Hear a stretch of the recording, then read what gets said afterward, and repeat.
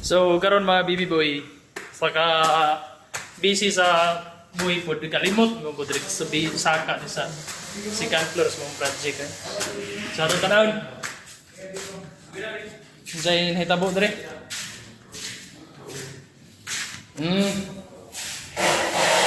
Ayan. Gabitay-bitay lang na sila. Oh. Ano siya ang modular closet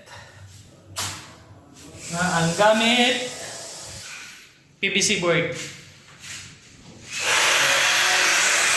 Kita man yung puti. Kanay? Wala na yung nanigulay. Oranan sa edgeband. Edgeband na yung dikit-dikit. So, nagya po na siya overhead. Puti. O, butangan ba siya EP, exposed panel. Yung bottom EP ang tawag. Sa muna dire, sa master bedroom niya siya. Yung gato dire banda, na pa ibutang po dire. Murag office table, 3 metros kaya po. So, muna siya master.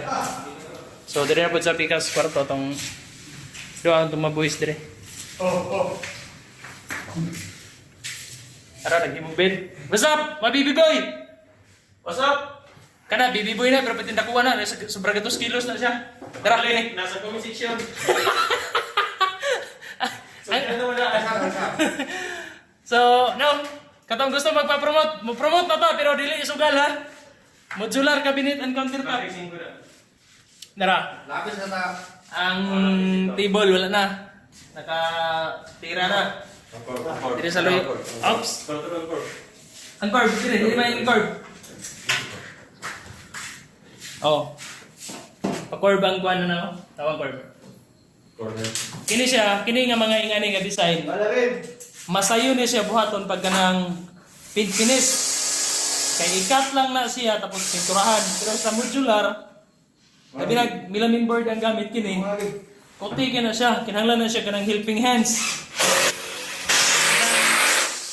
Built by hand, tested by nature. Ingana nga Mark, si Mark. Tahimik lang yan, pero mapanganib. Taraw. Muna yung mga trabaho dali. Kini, beatbox na eh. Ano yung kanto sa big box? Oo. Ang kantos beatbox oh. Curve yapon. So nga nila. Sa gusto magpahimo modular cabinet and countertop. Walay kuskus, balungos.